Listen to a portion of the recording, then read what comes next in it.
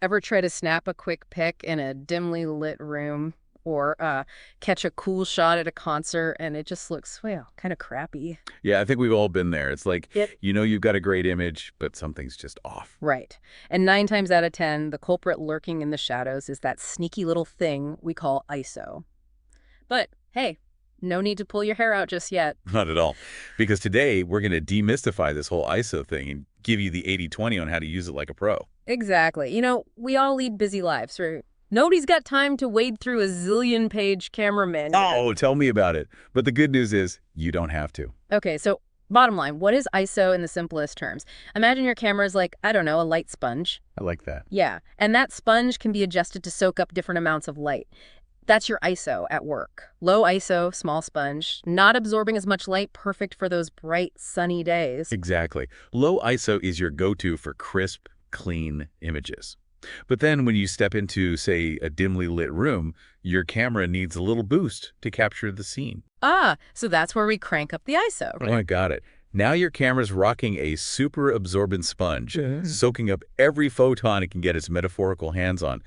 But, and this is important, just like a really soaked sponge can start to fall apart. High ISO can make your pictures look kind of, well, grainy. Precisely. We call that noise. Remember those comparison photos we looked at, where we had the same shot at ISO 100, 200, 400, all the way up? Oh, yeah, that was wild. At first, it was barely noticeable, but once we hit like 1600, things started getting pretty, shall we say, textured.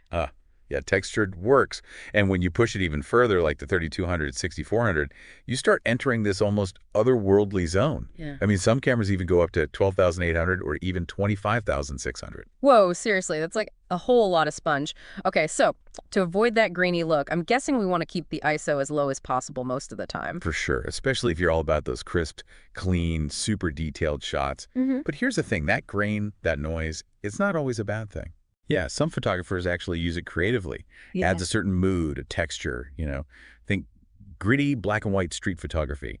Or maybe you want to give your images a vintage film-like feel. Huh, never thought of it like that. So it's all about knowing when to embrace the grain. Okay, so let's say I'm just starting out. What are some good go-to ISO settings for different situations? Love it. Okay, so picture this. You're out and about on a bright, sunny day. What's your ISO at? Low. Like, Let me go. ISO 100, your camera's chill, soaking up those rays. Now let's say a cloud rolls in, you're in the shade. What do you do?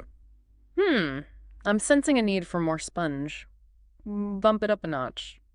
Maybe 200? You're a natural. 200 is a good bet for those slightly shadier situations. Now let's head indoors. You're trying to get a great shot of your cat, being all majestic and whatnot, but the lighting's not cooperating. Time to bring out the big guns 400. You got it. See, you're getting the hang of this. Okay. Of course, these are just starting points. Every situation's unique, and as you get more comfortable, you'll start to develop a feel for what ISO works best. This all ties into that whole exposure triangle concept, right? I've heard photographers whispering about it in dead corners. You're spot on. ISO is just one side of that triangle. The other 2 points are aperture and shutter speed. But the thing is, once you got a good handle on ISO, those other 2 become much easier to grasp. Right, it's all connected. So for our listeners who maybe already know their way around a camera, what's one key takeaway you want them to walk away with about ISO? After this deep dive, I want everyone listening to really think about their own photography style and the situations they shoot in most often. Do you live for those golden hour portraits? Are you all about capturing the energy of live music? Once you identify your typical lighting conditions, you can find that sweet spot ISO that becomes your go-to starting point. Love that. Work smarter, not harder, right? And hey, while we just scratched the surface of the ISO iceberg today, remember, it's all about experimenting. Grab your camera, play around with different settings, and who knows, maybe you'll discover a whole new appreciation for a little bit of texture in your images. You might even start seeking it out.